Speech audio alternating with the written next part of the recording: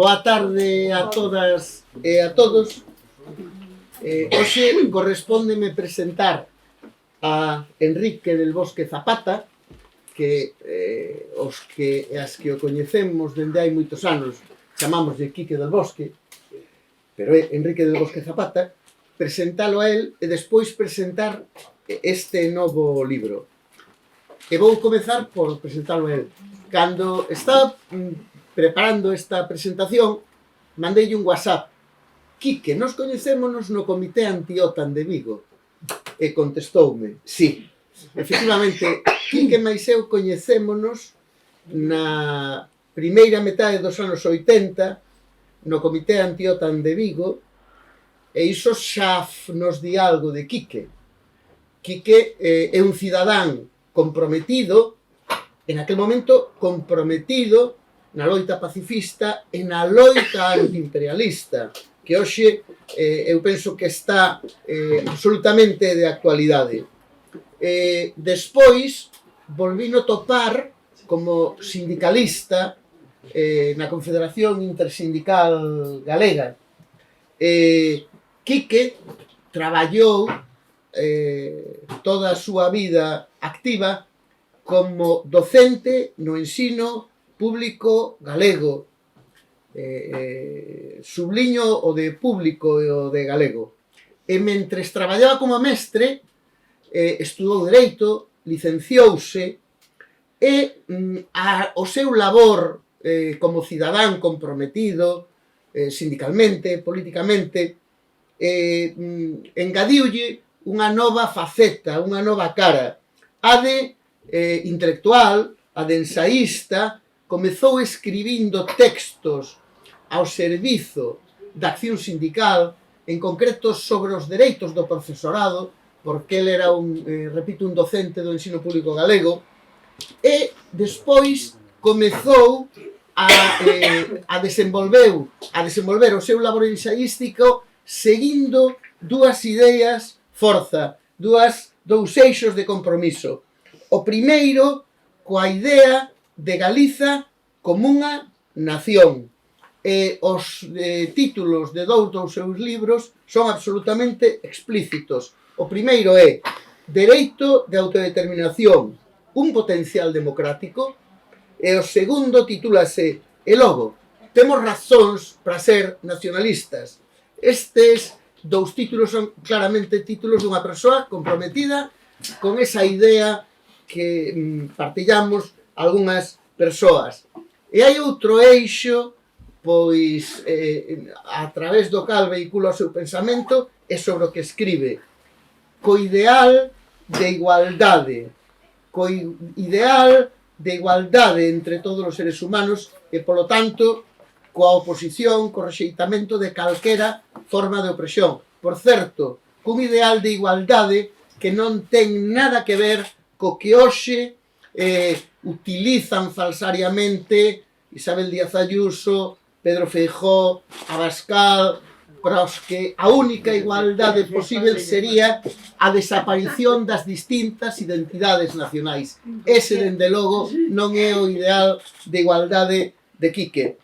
E neste segundo eixo de pensamento e de escritura tamén publica títulos absolutamente claros. O primeiro dos seus libros titúlase Súbditos ou Cidadáns, e o segundo, o que hoxe vai presentar, titúlase Desobediencia Civil, unha estrategia para a resistencia e a dignidade. Por lo tanto, Enrique del Bosque, unha persoa comprometida políticamente, sindicalmente, é unha persoa que xunto ao compromiso, digamos, práctico, engade unha faceta teórica. E agora sí, despois de presentalo a él, vou presentar o libro. Eu subliñaría 4 elementos, 4 características que a min me chamaron a atención e que me parece que probablemente vos inviten a ler este libro. O primeiro, que é un libro de leitura doada.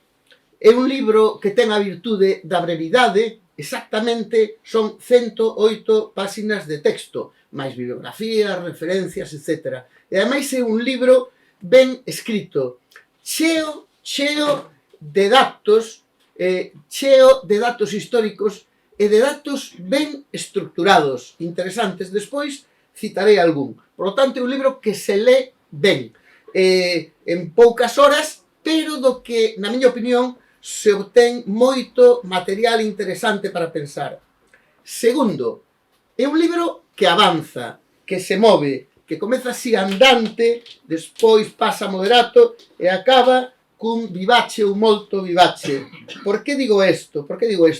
O libro comeza cun ton que é propio de Quique, de todos os seus libros, cun ton teórico, cun ton académico xurídico, comparando distintas teorías sobre a desobediencia civil, para, segundo avanza, pasar a inserir a desobediencia civil no marco moito máis amplo do dereito dos seres humanos a resistir.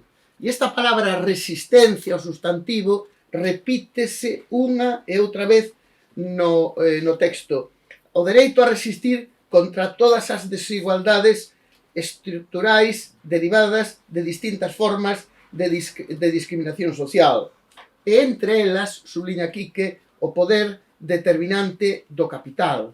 O capital que é ese elemento agochado do que non se fala nos xornais, pero que estrutura as relacións fundamentais desta sociedade. E dicía que o libro avanza, e dese ton profesional das primeiras páxinas, Quique, na páxina 95, acaba citando para ilustrar o concepto de poder constituinte a un revolucionario, a un filósofo italiano que morreu hai pouco, o filósofo Toni Negri, que pagou o seu compromiso con longos anos de cárcere en Italia. Ben, terceira nota, é un libro doado de ler, ben escrito, é un libro que avanza, é un libro que fundamenta desde o ámbito da teoría xurídica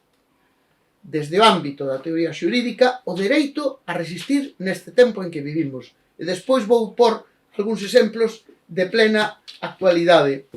E cuarta nota sobre o libro que me interesa subliñar. É un libro de máxima actualidade. Eu lino haberá un mes ou así cando se publicou. Teño cheo, tomei moitísimas notas e segundo o ia lendo, ia pensando, este libro daríanos ou danos moitísimos argumentos para, por exemplo, hoxe escoitaba a primeira hora a tertulia da SER e falaban sobre o asunto do procés e sobre o asunto da amnistía. E, a verdade, abraiábame, porque a SER sitúase á esquerda do espectro do que se pode dicir, non? Abraiábame a convencionalidade da argumentación e como aceptan prácticamente íntegro o relato construído polo Partido Popular, por Vox e polos sectores franquistas da xudicatura.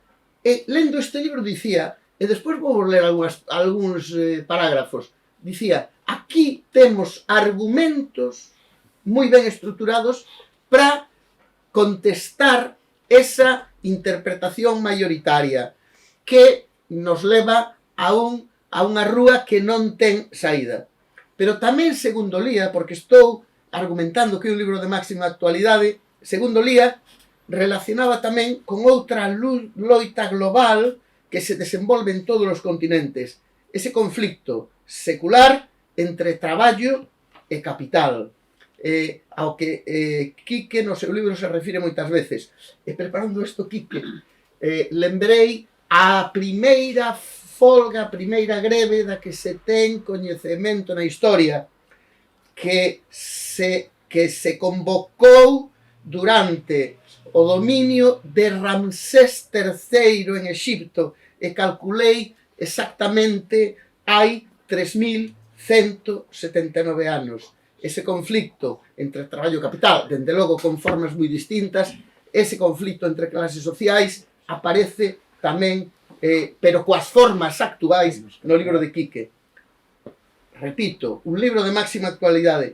E por último, lendo o libro, unha e outra vez me viña á cabeza, suxeríame a lectura do libro, o antagonismo no que vivimos entre civilización e barbarie. En palabras de Gramsci, vivimos nun tempo no que aparecen monstruos que se chamaron Pinochet, Thatcher, Reagan e agora Isabel Ayuso, Milei, Abascal. E este libro ten moito que dicir tamén sobre iso. Ben, entón, repito as 4 notas, resumo as 4 notas. É un libro de leitura doada, é un libro que avanza, que se desenvolve, é un libro que nos axuda a fundamentar xurídicamente o dereito a resistir, é un libro de máxima actualidade. E gustaríame, eu penso que máis xusto tempo, gustaríame darvos exemplos de como o libro realmente serve para pensar o tempo e os conflictos nos que vivimos. E entón, vou a página 63, e Quique reproduce unha cita de Thomas Jefferson. Thomas Jefferson é un dos responsáveis da Constitución, chamas así a estadounidense, da Constitución estadounidense. Escribe isto, e a ver que vos trae a memoria. Por certo, a historia é moi contradictoria. Jefferson tiña escravos, era escravista. E Jefferson participou nese xenocidio que foi o que lles permitiu ocupar aos colonos europeos un territorio virxe, non? Pero estas palabras son interesantes. Escribía Jefferson, e isto é o que nos trae este texto Quique del Bosque. Unha pequena rebelión, de cando en vez, é algo bo e necesario no mundo da política. As rebelións frustradas demostran a existencia de violacións dos dereitos do pobo, que son as que as provocan. Esta verdade debería levar aos gobernantes a ser tan leves no castigo destes levantamentos como para non chegar a desalentalos demasiado. É un remedio necesario para a boa saúde dun goberno. E agora comparade isto coa actitude punitiva absoluta da dereita española diante dun movimento democrático mayoritario como que tivo lugar durante anos en Cataluña.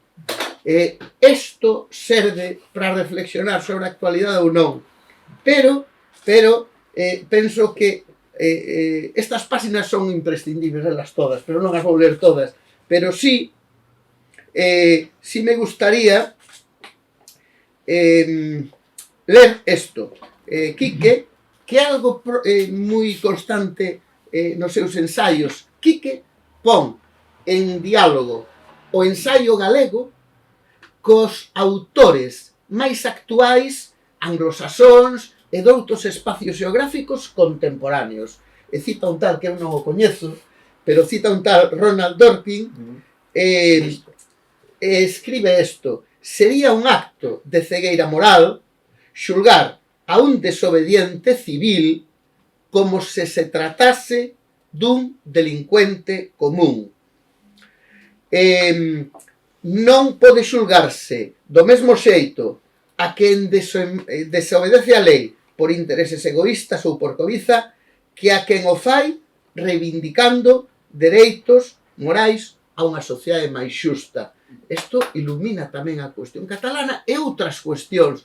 Tamén a represión, aquí hai sindicalistas, algúns de moi longa traxectoria, de moito compromiso, non se pode tratar un delito, entre aspas, que se produza nunha reivindicación sindical como outro tipo de delitos. Ainda que, bueno, poderíamos tamén pensar se a delincuencia ten que ver coa desigualdade social tamén. E entón, de acordo con esta razón, o Estado non debería tratar este tipo de transgresións como se fosen unha ameaza para a democracia, sendo necesario recoñecer que nos situamos perante un caso claramente político. A luz destas páxinas, Quique, podemos redactar un artigo e mandarlo a SER, o ABC, a El Mundo, La Voz de Galicia, etcétera, a ver se son quen de imaginar outro tratamento para as cuestións políticas. Ben, remato xa remato xa, e outro dos aspectos ou das cuestións contemporáneas sobre as que me fixo pensar o libro de Quique é sobre a cuestión do conflicto entre traballo e capital. E entón, vou vos ler tamén algunha cita tomada do libro de Quique. O progreso democrático sempre foi un atranco para o dominio do capital. E polo mesmo, nos sistemas actuais, a democracia está cada vez máis constrinxida aos aspectos formais, procedimentais e elitistas. Os dereitos, a liberdade, a cidadanía e a democracia non casan ben con este modelo económico e social.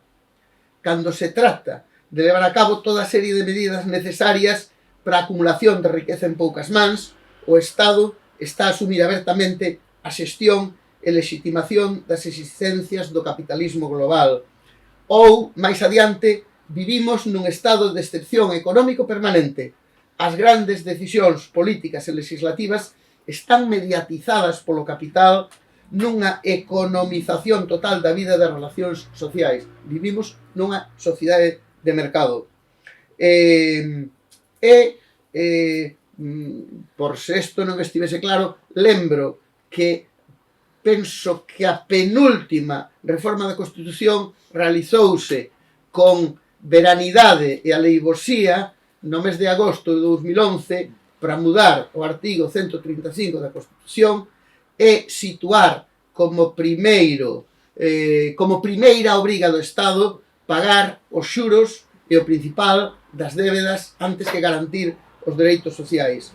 Ben, remato xa coa proposta que nos fai Quique para encarar estas situacións inxustas. Escribe Quique: temos o deber e o dereito moral de tratar de mudar a orde legal e as condicións sociais que oprimen e someten a calquera ser humano tanto por medios legais como ilegais. E, por último, fronte a esta interpretación das leis, do dereito e das constitucións como unhas gaiolas de ferro inmutáveis que nunca se poden mudar, remato con esta cita tamén do libro de Quique: o poder constituinte non desaparece, senón que permanece sempre e en todo momento. Nada máis. Parabéns.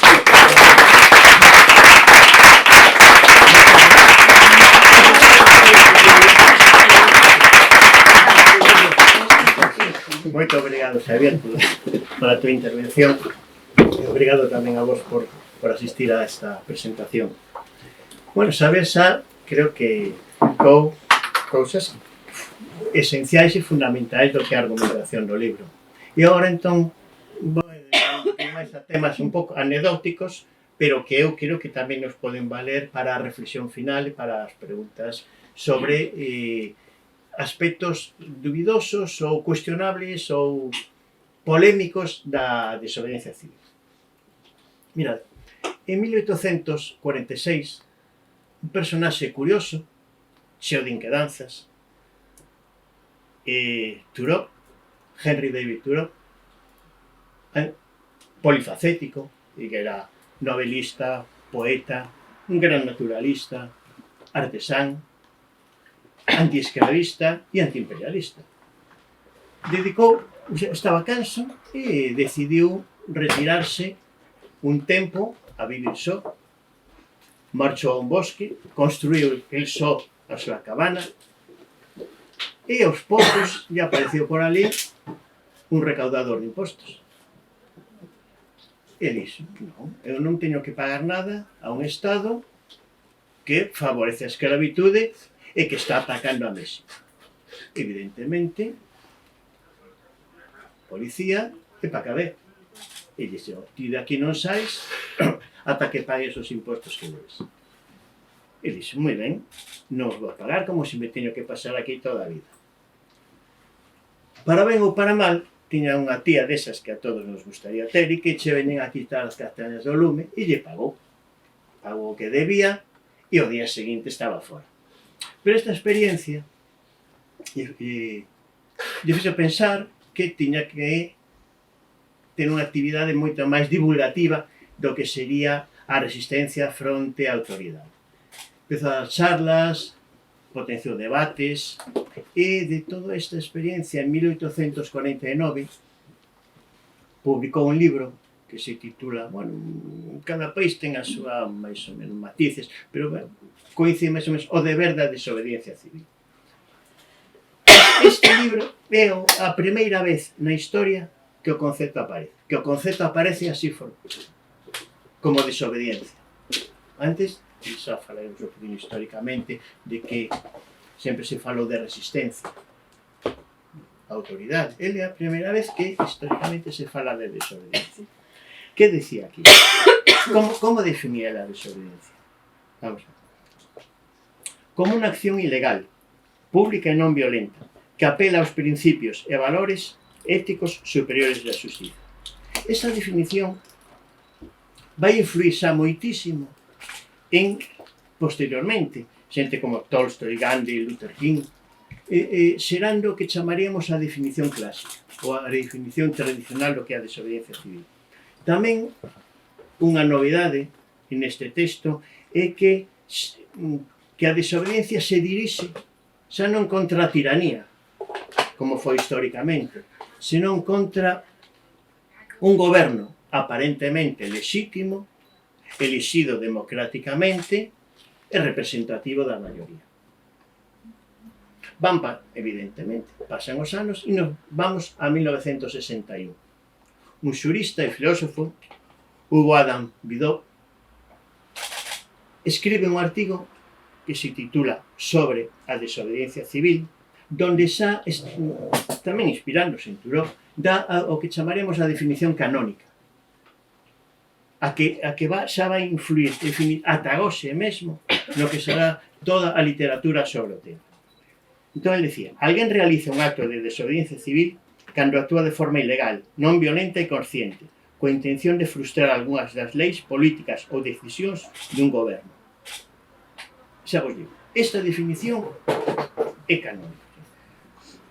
Quen a recolleu? Hannah Arendt, John Rawls, Habermas, Dworkin e toda unha serie de politólogos e xuristas ata agora. Que características, entón, que hoxe se consideran como básicas dun acto de desobediencia? Un acto ilegal, abertamente, vulnera a lei establecida. É un acto consciente, non é que vulneres a lei porque non te das conta, é algo que se fai a mantén, a propósito. É político, un acto político, apela aos principios de xusticia que ten para que unha comunidade reflexione sobre eles. É un acto público, non se agacha, non é clandestino, é aberto, colectivo, non individual, e está orientado a procurar mudanzas sociais. É un acto non violento. Despois falaremos deste tema. Cales son os límites que establece esta definición? O respeto aos dereitos humanos e exclusión do uso da desobediencia civil para manter a injusticia e a limitación de dereitos. Isto, evidentemente, ten a súa importancia, porque exclúe do recurso ou do uso da desobediencia civil aqueles sectores oligárquicos que intentan manter a sociedade coas estruturas que potencian os seus privilexios. En este sentido, a desobediencia civil non nace da nada.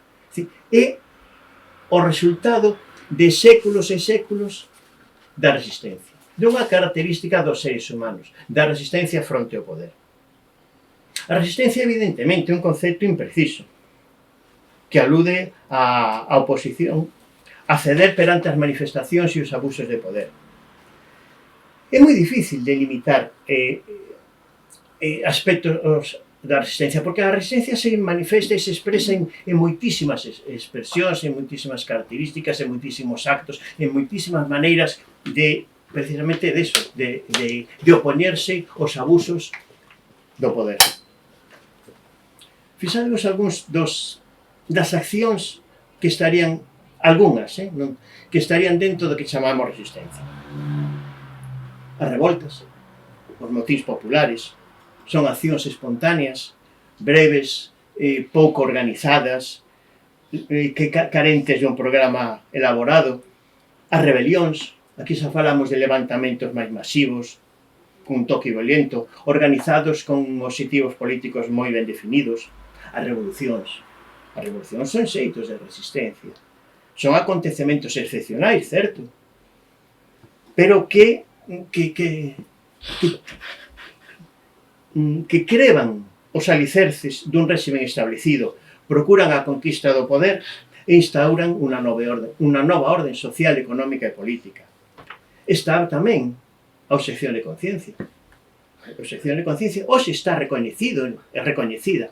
Isto é unha diferencia que veremos coa figura. Que a negación a realizar accións contrarias á propia conciencia. Non apela, a obxección de conciencia non apela ás conviccións de xustiza colectivas, senón ás individuais. Non é unha estrategia política, nin procura mudanza social, procura unha excepción individual á norma. Por iso, se pensamos cando foi todo o movimento antimilitarista, tuvo todo o que chamaríamos a insumisión. A insumisión é, podemos dicir, que é unha figura a medias entre a obxección e a desobediencia civil. A insumisión non apela á conciencia moral propia, individual, sino a actos de poder que pretenden o sometemento e a dominación. Vamos a ver o caso do servicio militar. Un obxector, evidentemente, vamos a pensar nos pioneiros, testemunhas de Xehová. Eles non pretendían que mudara o servicio militar. Eles decían, temos unhas crenzas que non podemos realizar esa acción ou ese servicio imposto polo Estado. Un insumiso xa non. Un insumiso di, nós non aceptamos o servicio militar. É un acto de dominación e que está favorecendo a injusticia e a dominación no mundo. Todos estes aspectos que descritos así parecen tan diferentes e tan fáciles de delimitar, se empezamos a ver casos, os límites e as fronteiras entre eles son tremendamente difíciles de matizar.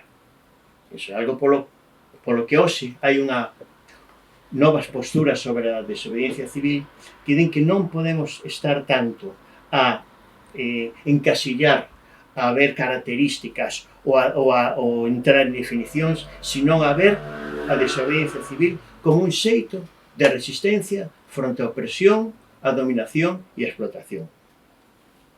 Falábamos da historia, claro, a historia da resistencia. Claro, desde que temos constancia, eu creo que da escritura, temos constancia da preocupación dos seres humanos polos abusos de poder e as expresións de resistencia. Vamos a ver, pensemos nos mitos de origen ou nos mitos fundacionais. Esos mitos donde os seres humanos nos rebelamos contra os creadores, contra deuses ou reis divinos. Poema de Gilgamesh, por exemplo. 4.500 anos esta obra, desta maravilla. Os seres humanos estaban baixo o dominio do xigante Gilgamesh, un rei. Se queixan os deuses crean a un ser para que lle faga fronte a Gilgamesh, Enkidu. Ese Enkidu se enfrenta a Gilgamesh, non chega ningún a vencer ao outro, chegan a facerse amigos, e aí empeza unha serie de aventuras entre eles, interesante, bonita, pero os seres humanos que se queixaran aos deuses, afortunadamente quedan durante moito tempo baixo a gobernanza de Inanna, ou a deusa Ishtar, que evita todos esos abusos e todas aquelas injusticias que se estaban cometendo. Independentemente, xa de que os Gilgamesh e Enkidu se foran de parranda por todo o mundo disfrutando e vendo e vivindo moitísimas aventuras interesantísimas. Relatos egipcios, por exemplo, fixademos aí un moi curioso, a vaca celestial ou a vaca sagrada, donde tamén vemos como se trastoca a orde cósmica, que hai unha os seres humanos se rebelan contra Ra, que vivía con eles no mundo. Se rebelan. Ra xa escopetado, lisca para o ceo, aí vemos a separación, o sagrado e o profano, o ceo e a terra, pero a deusa Hathor é a quen castiga os humanos, ele escapa para o ceo, se desentende, a deusa Hathor queda aquí de represora.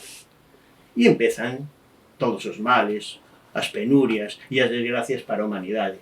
Esa rebelión supón un castigo cósmico. Isto debería, creo que todos estamos pensando no seguinte mito, ¿no? O de Adán e Eva. A rebelión, como nace Adán e Eva?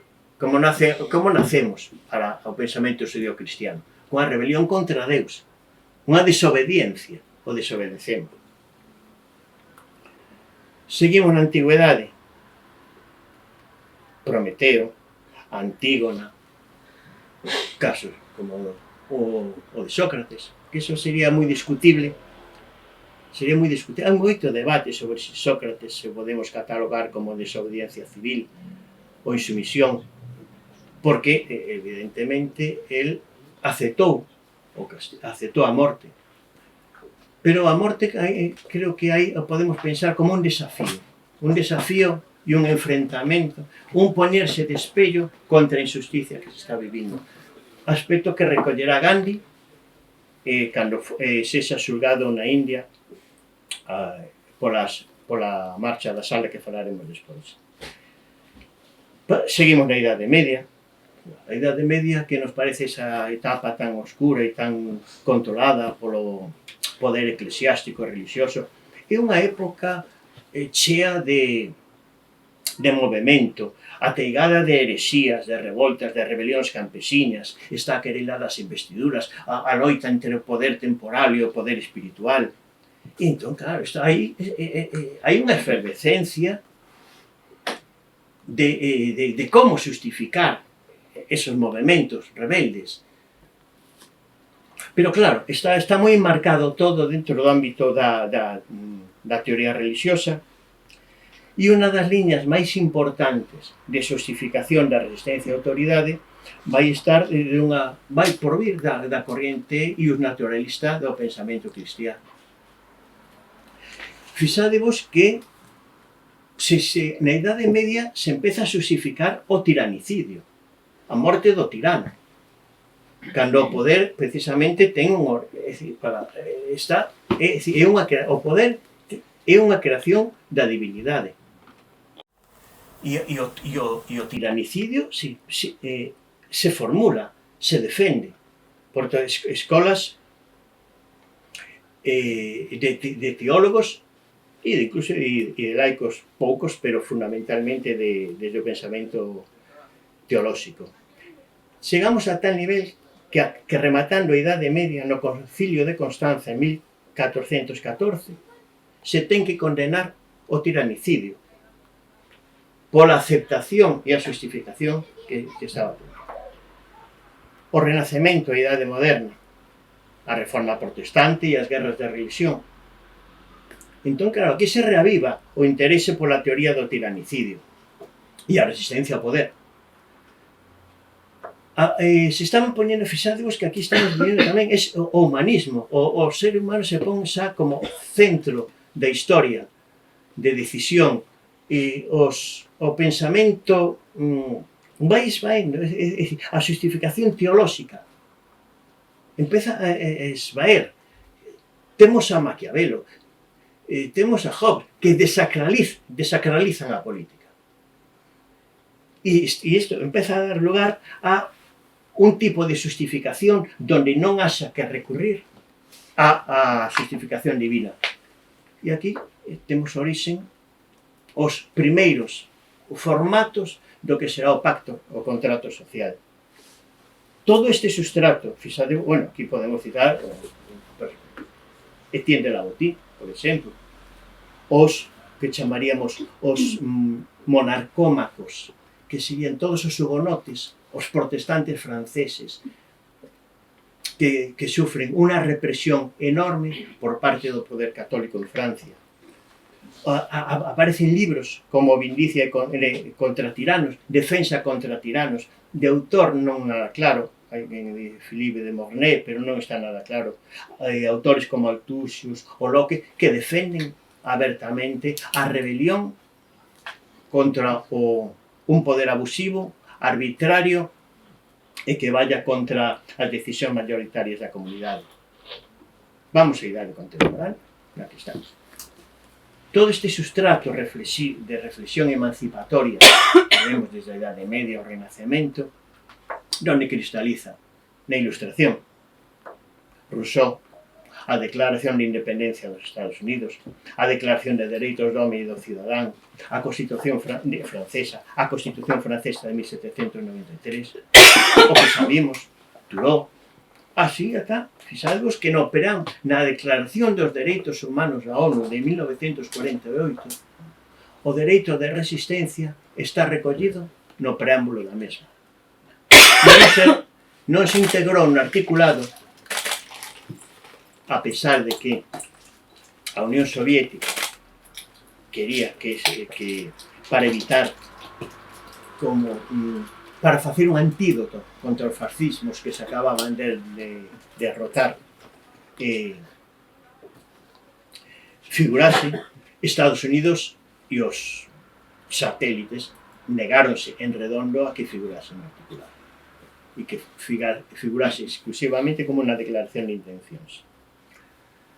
A obriga política, e bueno, eso sí claro lo deixamos veces. Mira, a obriga política, da mesma maneira que durante a historia se justificou o dereito de resistencia e a desobediencia ao poder, tamén houve esforzo enorme por justificar a obediencia ao poder. Para non liarnos moito, si queredes despois, si queda tempo, falamos desto, que se a obriga política, é dicir, o deber, a justificación da obediencia ao dereito, ás normas e as leis. E aí tamén hai unha elaboración tamén moi poderosa a que tamén se pode facer a moitos dos seus aspectos e argumentos se poden facer moitas críticas. Se queredes, pois, ao final podemos sacalo a relucir. Hai razóns para o incumprimento? Sí. Antes Xavier citou que hubo na historia razóns para incumprir as normas e sigue habendo. E así, con moitísima contundencia, podemos decir que hai unha involución, que estamos vivindo unha involución democrática de envergadura, donde resistir ao poder significa desobedecelo e asumir as consecuencias, pero eso sí, sin martiroloxios, sin entregarnos, senón con inteligencia para conseguir avances nunha sociedade máis xusta e máis igualitaria. Hai dous aspectos que sí que me gustaría tratar agora, eso sí que os vamos a falar, que son o tema da violencia como característica da desobediencia civil ou a protección xurídica da mesma. Hai que protexer como se protexe a obxección de conciencia nas leis a desobediencia civil. Eu personalmente, xa o digo abertamente, eu creo que a desobediencia civil non debe ter cobertura legal, non se debe protexer. Eva, vamos a ver. posturas con respecto a esta cuestión. As posturas conservadoras sempre, evidentemente, rexeitan categóricamente a posibilidade de dar amparo legal ou xurídico a diversas modalidades de resistencia. Non se pode deixar de cumprir as leis, nunca se pode deixar para os conservadores. Pero fixades que hai outra postura, a do positivismo ideolóxico. A ver, o positivismo ideolóxico é unha corrente que estima que o dereito é parte esencial da moralidade. É o que podemos decir, a lei é a lei. A lei é a lei e se cumpre. E o que non lle guste que se aguante. É un poquinho aquilo que podemos pensar basado aquela frase de Goethe, aquela sentenza de Goethe, cando decía prefiro unha injusticia a soportar a desorden. Pois aí podemos decir que estaría un pouco basada a postura do positivismo ideolóxico. Para os positivistas ideolóxicos, evidentemente, tampouco aceptarían o recoñecemento, o amparo legal ou judicial de desobediencia civil. A lei é a lei se cumpre e para iso se aprobou. A lei ten un valor en sí mesmo para os positivistas ideolóxicos. Pero os sectores máis progresistas, desde Dworkin, Rawls, empezan a cuestionar que a desobediencia civil non poda ter unha contemplación. É dicir, que o recoñecemento legal permitiría amparar o que falábamos antes de Jefferson, é dicir, esa valoración e o valor da resistencia como corrección dos ordenamentos xurídicos. O ordenamento xurídico, para eles, necesitaría corregirse. Entón, que mellor que darlle un mínimo de protección e recoñecemento ao que o desobediencia civil. Pero fixadevos que, para mí, hai unha contradición aberta, ou unha paradoxa irresoluble. Mira, si nós pensamos que a desobediencia civil ten que estar amparada por a lei, quen a vai amparar? O xuiz constitucional. Entón, que lle estamos entregando ao intérprete para que aplique os valores da sociedade que estableceron esas leis que o propio desobedente quere incumprir? Ou é que é un encaixe paradóxico. A desobediencia as normas tería que acabar cumprindo as normas para ser recoñecida como desobediencia civil. E aparte sería unha deturpación tremenda do que a desobediencia. Como confrontación ao poder e unha actuación consciente de vulnerar a lei. O tema da violencia como elemento fundamental da desobediencia civil. O tema da non violencia nunca foi un elemento esencial da resistencia. Nin nos debates como durante a Idade Media, nin no Renacemento, nin durante a Ilustración. É moi recente. Donde a podemos situar? A partir de Thoreau, que recollen Tolstoi, Luther King e Gandhi, fundamentalmente Gandhi, que a poñen como un aspecto esencial da desobediencia. Pero podemos considerar que a desobediencia, que a non violencia ten que ser un aspecto esencial, incuestionable da desobediencia civil. Vamos. Eu creo que aquí hai unha confusión entre o que é o pacifismo e o que é a non violencia. A non violencia é unha estrategia. Unha estrategia que o xurista Norberto Bobbio decía non violencia porque na sociedade que vivimos os métodos tremendos que hai de dominación e de control, unha actuación violenta contra o poder leva as de perder, e incluso moitas veces o que fai é amparar o poder para descalificar ou deslegitimar ao rebelde. Casos como Mandela, por exemplo. Perdón, que me saltei unha cosa. O pacifismo. O pacifismo é un estilo de vida, é unha filosofía de vida, donde, por moito que pase, a agresión a outro ser humano sería algo que vulneraría case a orde cósmica. Aí temos a Gandhi. Pero, é dicir, aí podemos cuestionar, é dicir, non hai situacións onde a propia moralidade, é dicir, que a moralidade de non resposta a calquera agresión é superior á agresión, sí, pero é que eu creo que podemos cuestionar a moralidade de aturar a agresión. É moralidade. Deixarse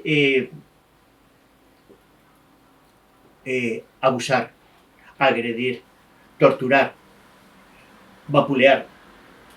Eso é superior moralmente a resposta.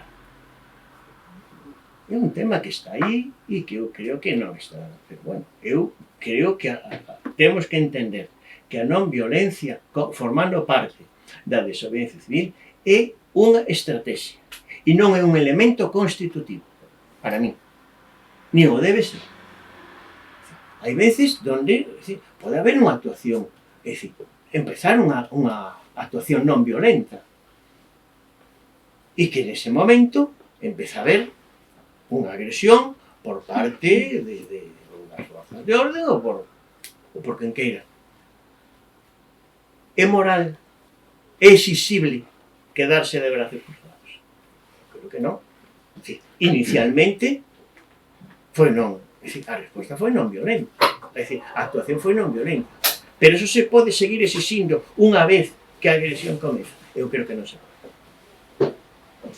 Fixadvos con Nelson Mandela. Nelson Mandela estuvo 27 anos preso. 27 anos. Ele era un non violento convencido. Tuvo a oportunidade de escapar porque se lle ofreceu en varias ocasións. Se lle ofreceron pactos e compoñendas para soltalo con certas condicións. Dixo que non. E se chupou 27 anos de cadea. Pero cando a represión empezou a ser tan dura no apartheid e tan violenta e os mortos se contaban por centos, se cuestionou e dixo decir que non, que había que respostar violentamente para evitar auténticas masacres. E eu creo que ese é o aspecto en onde temos que comprender a polémica da non violencia dentro do que é a desobediencia civil. Casos. Mirade, me apetece, para que vexades un poquinho, unha das tesis do libro tamén é ver como todas as figuras todos os casos da desobediencia civil que se deron nos últimos 70 anos, teñen un denominador común. A pesar de ser tan diferentes no contido, nas estrategias, nos espazos e nos tempos, hai un denominador común entre todas elas, que a resposta ante situacións de injusticia, de opresión e de abuso do poder. Empezamos a falar de casos. Mira, vámonos a moito anos. O movemento sufragista e feminista, que foi un dos pioneiros na utilización das técnicas de acción directa e non violenta. Mira, mítines, manifestacións se combinaban con accións como obstaculizar e sabotear o labor de líderes políticos. Accións que conduciron moitísimas veces a represións durísimas contra as feministas. Mira, a marcha do Sal na India, e todos coñecemos, que converteuse nun referente de desobediencia civil, cando o réxime colonial inglés que obrigaba a pagar unha taxa pola extracción e venda do sal, que compensaba, que facía que tuveran que importar sal de Inglaterra, que tiña menos costes. Esas marchas do sal foron durísimamente reprimidas polo goberno colonial. Temos tamén, mira, as campañas polos dereitos civis nos Estados Unidos e contra a guerra do Vietnam, as campañas de Luther King a partir do episodio de Rosa Parks no autobús contra a discriminación racial. Más casos, movimento dos traballadores rurais en terra de Brasil, da ocupación de terras e de latifundios. O tema esa grande movilización que hubo no ano 1990 en Inglaterra contra un imposto, o poll tax, que gobernaba Thatcher, un tributo que, xa que, como xa sabemos, que os neoliberais son tan igualitarios, era un tributo onde todo o mundo pagaba o mesmo, desde o aristócrata que tiña un castelo ata o máis desfarrapado que vivira nun suburbio. Isto creou un malestar e foi generando unha serie de movilizacións, chamadas a boicotear as oficinas de Facenda. Se calcula que 4 millóns de persoas se negaron a pagar o tributo. En Londres chegou a haber manifestacións de máis de 100.000 persoas, que moitas acabaron en disturbios. E ninguén dubida xa, é dicir, que ese movimento de desobediencia e de movilización estuvo na base da caída de Margaret Thatcher. Aos poucos meses a liquidaron, e dimitiu. Mirad outros casos paradigmáticos de desobediencia. O de, non sei se coñecedes, José Bové, aquel agricultor francés, que activista antiglobalización, que, aquí temos un caso, onde se debatiu moito o das accións violentas ou non, porque desmantelaron, é dicir, ele e os seus seguidores desmantelaron franquicias de McDonald's en Francia e arrasaron con plantacións, queimaron plantacións de transgénicos. Teríamos casos tamén como o movimento 15M, o tsunami democrático en Cataluña, que hubo filósofos aquí e politólogos en España, en o Estado español, que se alborizaron en dicindo que como eles chamaban o tsunami democrático movimento de desobediencia civil, cando que querían era trastocar a orden constitucional. O tsunami democrático se mobilizou porque non se deixaba exercer un dereito fundamental que era o de votar. Nos metemos outra vez na manipulación, na mentira e na trastocación. Movimentos como de Ocupa Wall Street, os chaleques amarelos en Francia contra a carestía da vida. Vamos a ver outros, para que vexades a tremenda variedade e pluralidade de movimentos que se foron contemplando como expresións de desobediencia civil. Na bahía de Portman, en Murcia, desde os anos 60 ata os 90, se verteron toneladas e toneladas de lodos tóxicos. Pero daquilo de que, metros e medios, está sin resolver a estas alturas. No ano 90, actuación de comando de Greenpeace, se colou unha estrategia casi militar, taponaron, non foron capaces de facelo de todo, taponaron o tubo de verquido, malamente como puderon, enseguida houve unha actuación para impedilo, pero bueno, aquilo saltou as páxinas de medio mundo. Loitas, mirade, fixadeos, ocupación de terras en Australia por parte dos aborixes, o caso da illa de Culebra en Puerto Rico para evitar que os americanos fixeran prácticas militares nas súas terras. En Alemania, aquelas famosas movilizacións que hubo en defensa dos bosques, onde se empoleiraban e se ataban, e houve tamén intervencións policiais moi duras, Hubo casos donde había 5.000 policías para 200 encadeados. Volvemos en moitas partes, ou se na India, no sudeste asiático, se siguen facendo queimas de plantacións transxénicas. Un caso que despois falaré ao final, o de Wikileaks. Eso prefiro falar ao final con outro que foi moi recente. A loita das mulleres iranianas, cortando o pelo e queimando os hijabs. Outro que foi moi sonado, o da corta dos cables da presa de Itoi, en Ferroa, non sei se lembrades, naquela mía. Estaba construindo unha presa con impacto, sin estudios de impacto ambiental ni nada, que era unha desfeita. Hubo un grupo que, tamén moi ben organizado, entrou, eran cables, os cables eran de 6 centímetros de grosor, con serras radiais. Tuveron que, evidentemente, reducir a un guardia de seguridade que estaba armado e cortaron con serras radiais esos cables que imaginade a presión. Foi unha acción de envergadura. Aquilo tuvo tamén unha repercusión mediática mundial. Foron acusados de terroristas que estaban ao servicio da estrategia de ETA, totalmente falso. Que estaban era defendendo un paraxe natural e un megaproxecto que estaba alterando totalmente o medio ambiente. Mira, máis casos. Despois falaremos de Wikileaks e futuro vegetal.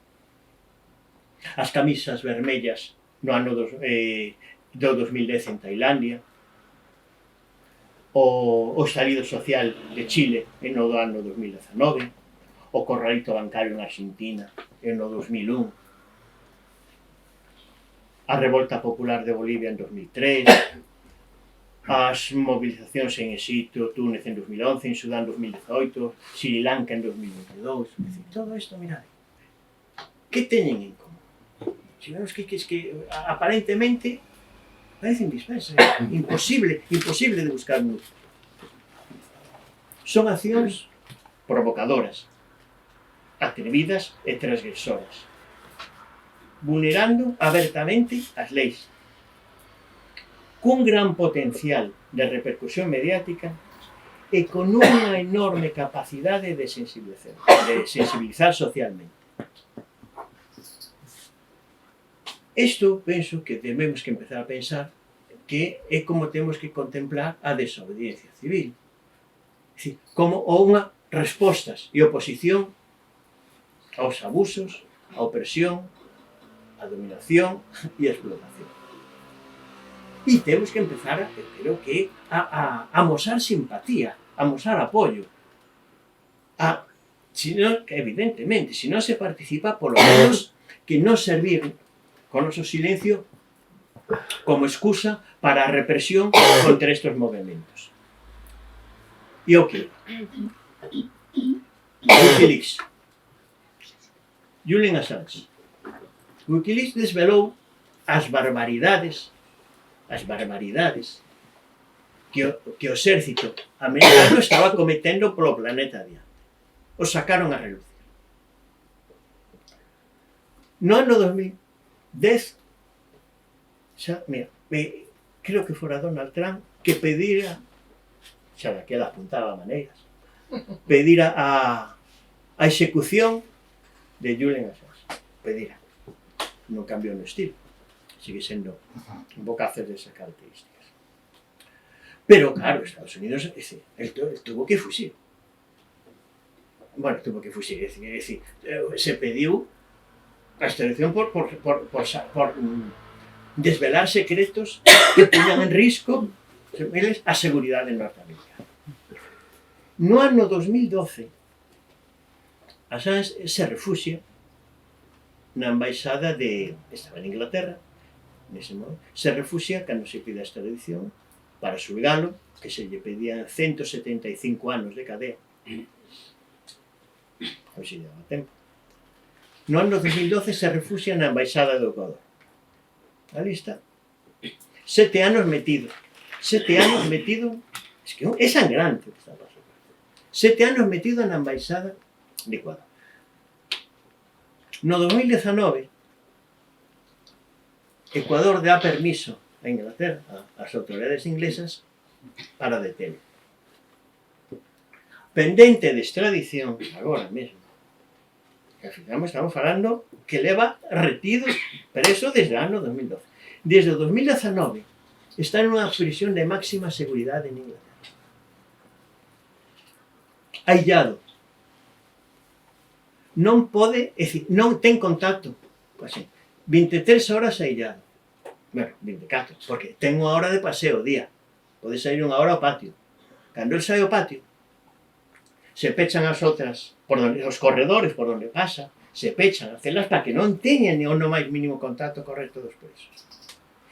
Está desquiciado. É dicir, as últimas comisións que o foron ver, de expertos, din que o deterioro físico e mental que sae moi preocupante. O relator, mira, un relator das Nacións Unidas contra a tortura que se interesou polo caso, dixo que ali o que se estaba xa era preparando a súa tumba. Outro caso, mira, e xa rematamos, para rebatir, para ver e para valorar. Hai un mes, aquí, no Estado español, hai unha organización que se chama Futuro Vegetal. Non sei, só. Bueno, ahora falamos disso. Son poucos. Non, pouco, debe ser 300 en todo o Estado. E unha redada. Hai eso, un mes. Detuveron a 22. Xa detuveron os días antes do Nadal, xa detuveron algos.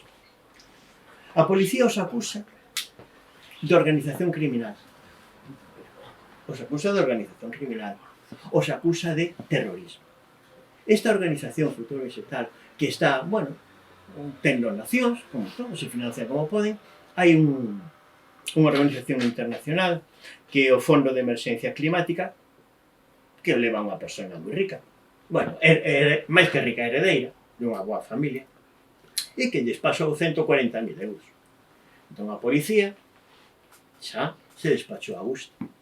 Chaman ecoterroristas, criminais, pero isto non ven nada. Xa no ano 2022, no informe, na memoria da Fiscalía, se lles escapou, se meteron no apartado de terrorismo nacional, meteron a esta organización no informe. Bueno, que non, a verdad que creou moitísimas protestas e ao final o fiscal xeral pois pediu disculpas dicindo que non era a súa intención, pero bueno, a verdade é que estaba no apartado de terrorismo considerado como ecoloxismo radical. O que quer dicir que para eles o ecoloxismo radical, sexan eles ou outros, estaría dentro do que é o potencial do terrorismo. Mira, cales son os criterios que hai en Europa, bueno, en todo o Occidente, para entender que unha organización é criminal? Hai 10 criterios. Primeiro, existencia dun grupo de persoas máis ou menos numeroso. Vale. Reparto de tarefas ou de papéis entre os membros do grupo con existencia de rígidas normas de disciplina interna e de unha xerarquía ás veces extravagante. Actuación prolongada no tempo indefinida. Comisión de actos delictivos graves. Despléganse habitualmente técnicas ou métodos complexos para delinquir. Actuacións transnacionais e de intensa mobilidade territorial dentro dun Estado. Uso sistemático da violencia e de intimidación grave. Utilización de instrumentos xurídicos legais para crear estruturas económicas ou comerciais. Actividade de branquexo de capitais. Influencia sobre cargos públicos, chantaxes, amenazas. Vale. Isto é o que en Europa se considera elementos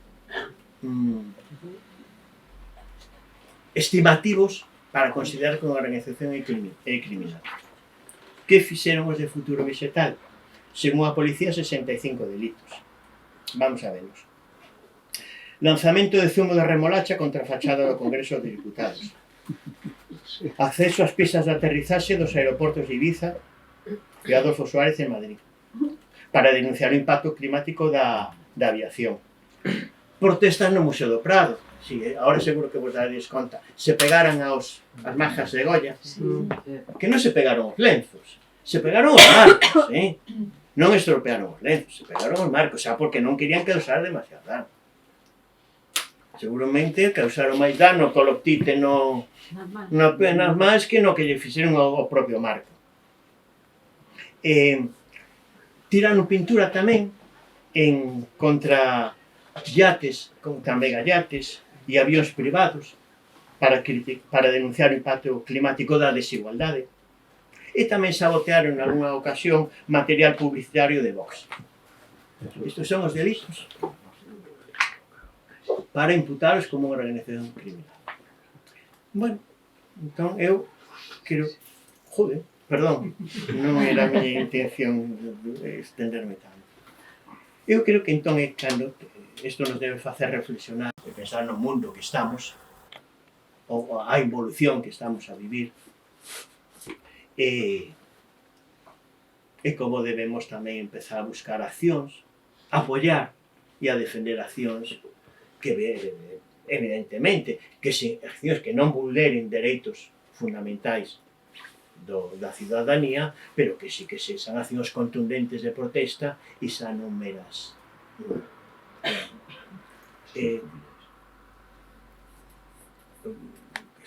liturxias que a veces non teñen ninguna repercusión. Bueno, e ahora sí que sí que...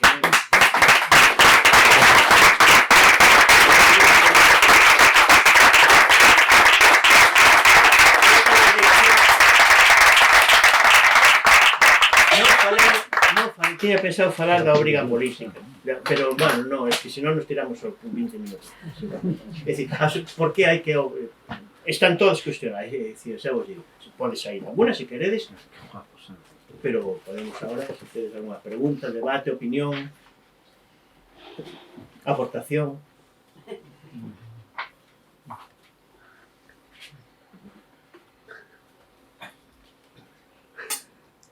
Eu non sei se eu entendín. Cando falabas da desobediencia civil, dicías que non tiña que ter ningún... Entendín mal ou non entendín. Como... A ver, non sei dicir, como protección da xusticia. Mira, sí. Hai dous aspectos moi polémicos na desobediencia civil, que son o da protección xurídica e o tema da non violencia. A protección xurídica é que hai unha corrente de pensamento xurídica que di que sí, que a desobediencia civil debe estar protegida, é dicir, que debe estar recollida na lei. Unha figura, como a obxección de conciencia está recollida. Para algúns casos, Sí, a ver, para dous casos. Se pode ir podemos incluso ampliar a 3 en Europa. Servicio militar, aborto nos servicios de saúde e a veces tema da utilización de símbolos religiosos. Aí estaría a obxección de conciencia recollida nunha enorme parte das legislacións e amparada judicialmente. Pero hai unha corrente que pide que a desobediencia civil tamén se protexe xurídicamente. E aí é onde eu non comparto eso, porque creo que deturparía o que é a desobediencia civil, que é a infracción da lei. Se non lle podemos pedir un xuíz que analice se a desobediencia civil é legal. Porque entra en contradicción, é un disparate. Deixar esa desobediencia civil. Pero non é o mismo legal que xusto. Exactamente. Eso que diría un desobediente. Eu defendo algo legítimo e xusto. Pero me importa un pito que sexa legal. Que pasa que se é legal, ten que pasar por un xuicio, un proceso de análisis, de valoración e de interpretación dun xuiz. E ao final que vai ser o xuizo que diga, non, usted sí é un desobediente ou non. Como lle pode dicir, vostede é un obxector, non, a súa obxección está justificada. O que o lle di un xuiz? Un desobediente civil di, non, eu non quero que un xuiz me diga se eu son un desobediente ou non, que mo diga a sociedade. Se a sociedade che di que eres un terrorista... Non, claro, pero iso onde temos que crear un clima democrático, de debate, e de poñer freo a este delirio donde todo é terrorismo, donde todo son organizacións criminais e donde o que non lle gusta o poder cada vez está máis criminalizado, máis desprestixiado e máis deslegitimizado.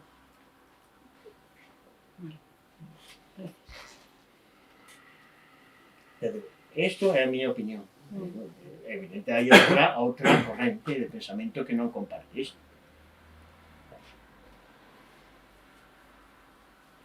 Sí, Laura.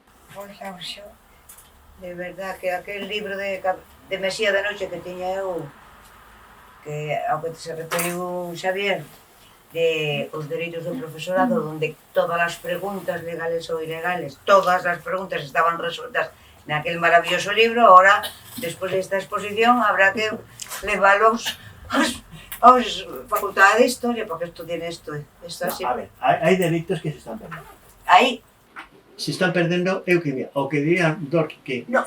Temos que ter dereito a ter dereitos. Claro, eso está clarísimo. O que ocurre é que, e estos días, onte, hoxe, a movida de la amnistía, bueno, con todo eso que sabemos, hai unha diferencia abismal entre o que sería correcto, e acabas de decir, entre o que se transmite e logo o que socialmente percibimos, que non percibimos nada. Estamos super aborregados, o sea, non sei como estamos. Os mecanismos de poder hoxe son únicos na Pero é que é historia. exageradísimo. Pero mira, estamos vendo un xenocidio televisado. É unha matanza. O que está sucedendo aí abaixo é unha matanza. Francia, Inglaterra e Alemanha cuestionan se a xente que vai en solidaridade con eles pode levar unha bandeira. Que se levas o símbolo da emancipación palestina, un pobo que leva 70 anos aí, máis, ou 80 anos, por unha bandeira, se eso infringiría as normas constitucionais, se sería apoloxía do terrorismo, apoloxía da violencia. É unha maneira de criminalizar, de desincendiar cuestións en universidades, en Estados Unidos, en Alemanha, profesores que se atreveron a cuestionar o papel de Occidente nese conflito, nesa masacre, o silenciaron. Claro, non, que algúns a pouco, os con contrato laboral a pouco máis os poñen na rúa. Eso é a sociedade que estamos vivindo. Non, a ver, hai de todos xeitos, é dicir, unha cousa é constatación de algo que sucede. Eso non quer dicir que teñamos que ser pesimistas. Hai que reagir, hai que mobilizarse, hai que cambiar as cousas. O temos difícil, bueno, tamén outra xente o tuvo máis difícil e outras épocas históricas foron difíciles. O se hai dificultades, claro que sí. Pero notas así certa cobardía sobre sectores políticos ou... A ver, hai amedrentamento. Sí. Sí, a ver, estas cosas... É fácil amedrentar. Mira, a lei Mordaza, ainda está aí. Como se pode permitir? O sea, como podemos estar en vigor, ainda que os xuíces están para decir, evidentemente, están facendo interpretacións contrarias no tema da policía, da afirmación das actuacións policiais. Claro, é unha garantía poder firmar que un funcionario público que está actuando en temas de orde pública, ver como actúa, ter grabado, para ti ter recursos. Como é merecedor dunha sanción? Menos mal que hai os xuíces paralizaron algo, pero hai moitísimos aspectos desa lei que non teñen, que son a involución nas garantías e liberdades cidadáns. Si ti falabas da lei Mordaza e é un exemplo moi claro e ademais un exemplo moi recente, non? De todas as movilizacións que se fixeron e prácticamente pois 10 anos despois parece que está todo silenciado e como se non, bueno, 10 anos non, pero algúns anos despois como se non pasase nada. Mira, eu creo que algúns de nós... E hai certas cousas, primeiro, que non, que a xente sempre interpreta que se non imos moi rápido e non se consiguen as cousas rapidamente, parece que non hai, que non vale para nada, non? E entón eu creo que é o problema que ten neste momento a sociedade tamén, non? Sobre todo, bueno, pois a xente nova, porque, bueno, o progreso, a cuestión social e todo, bueno, pois vivimos en un mundo moi acelerado, non? Entón, de repente, parece como se quixéramos ter esa a solución a todas as cousas, e a solución non se pode ter.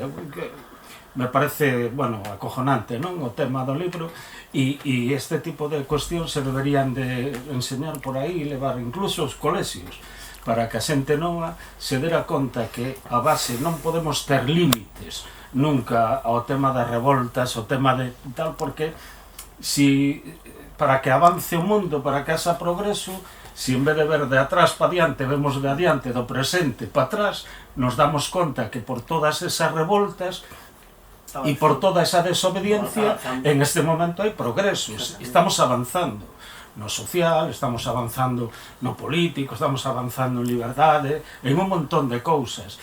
E o que non podemos consentir é que a xente se paralice, porque se acomode nesa situación. Por eso é importante que tamén se escriban estas cuestións e que as podamos trasladar por aí, non? Eu creo que é un acerto. Para o capital, para a acumulación, para o réxime de acumulación do capital actual, a democracia é incómoda e é modesta. Vamos a ver. O adalid da liberdade, Milei. Liberdade por riba de todo. Claro. Prohibir manifestacións, prohibir movilizacións, limitar dereitos sindicais. Aí está a liberdade. Esa é a liberdade do capital. A restricción. E que aí está, cando comentabas antes, como se deturpan as cousas, non? Igual que se está deturpando a palabra liberdade para utilizala según a conveniencia de cada quen. Agora tamén estamos vivindo as manifestacións en Madrid con bandeiras franquistas, non? Como un acto de desobediencia civil, digamos, tendo o dereito de queimar imaxes de gobernante. Entón, aí un pouco falabas ti antes do límite, non? Do límite, sí. Que iso é algo que sempre aconteceu na desobediencia civil. Nunca se aceptou que a desobediencia civil se utilizase polas sectores que queren afianzar o poder e o privilexio. De todos xeitos, mira, co tema este eu creo que temos que ser moi cautos, porque ao final se revolve contra nós. É dicir, o límite das liberdades e das garantías, o que máis o paga é a izquierda. O todo este tema de tamén esta extrapolación do delito de odio. O delito de odio está moi, é algo moi limitado para proteger a minorías. Non, ahora resulta que o delito de odio se utiliza para limitar calquera expresión. O sea, se ahora eu se me ocurre criticar o fascismo ou o nazismo, en calquer momento podes acabar, cuestionar. Que non progrese judicialmente, iso é outro tema. Pero que te chupas un calvario procesal é facilísimo hoxe en día, Porque o delito de odio hoxe parece ser que engloba o que abarca calquer crítica, dura e contundente. Como se eu sinto moito, eu creo que a veces hai cosas que é moi sano odiar. Si, además, podes deslegitimar cousas como cantos mecos se queimaron neste país con cara de políticos, alcaldes, etc. Para mí é un erro. Si eso de repente non se pode facer... Eu creo que é un erro montar o que se está montando porque por la figura esa. Creo que é un erro. Pero bueno, eso é unha... Pero creo que é un erro. Porque eso ao final se revolve contra nós. porque nós eu tamén creo que temos e debemos ter o dereito a facer eso e o mellor. Bueno, actuacións que mencionei antes dos anos 60 e 70 de desobediencia civil se fan hoxe, e aí algún abogado nos podría contar o tempo que pasaríamos en Chirona.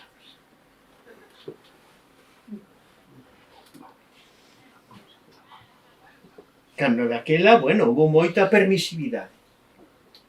Tampouco había, decir, non se fora afianzando tanto este control. Non me vin.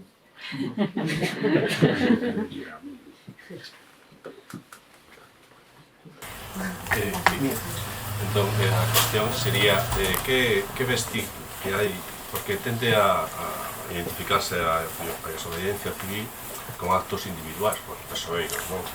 San Martela, que citaches, Rosa Parks, antes, pero que componente organizativo, non? Hai detrás de todas esas figuras, non? E logo, por último, algún exemplo de desobediencia civil aquí en Galicia que porías, que exemplos porías de desobediencia civil? A ver, desobediencia civil aquí hubo... Mira, bueno, o movimento de insumisión en Galicia foi moi potente. O servicio militar. Mira, o tema das movilizacións históricas como en defensa da terra, Baldallo, Xove, as encrobas, foron donde hubo auténtica levantamentos populares desobedecendo os mandatos das autoridades, algúns con máis ou menos éxito. Quero afastar un pouco do que serían os movimentos de protesta clásicos, no? E velos un poquinho máis no que sería o ámbito do que se chama a desobediencia civil. Pero fíxate que a desobediencia civil, unha das súas características é que é público e colectivo. Por iso non creo que é un erro moitas veces centrala en personaxes, senón máis que en velas en todo o movimento que os acompañaba. Falamos de Luther King, pero non falamos dos miles e miles de seguidores que boicotearon os transportes e que durante 8 ou 9 meses iban andando ao traballo enfrentándose coa policía, enfrentándose cos partidarios de poder blanco e resistindo e aguantando, que ao final e gañar.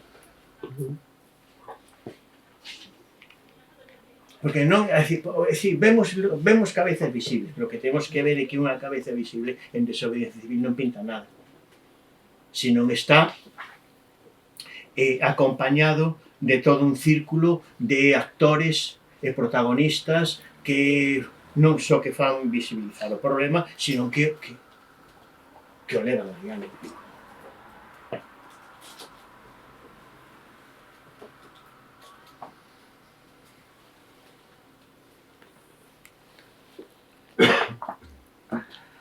Pois moitas grazas por...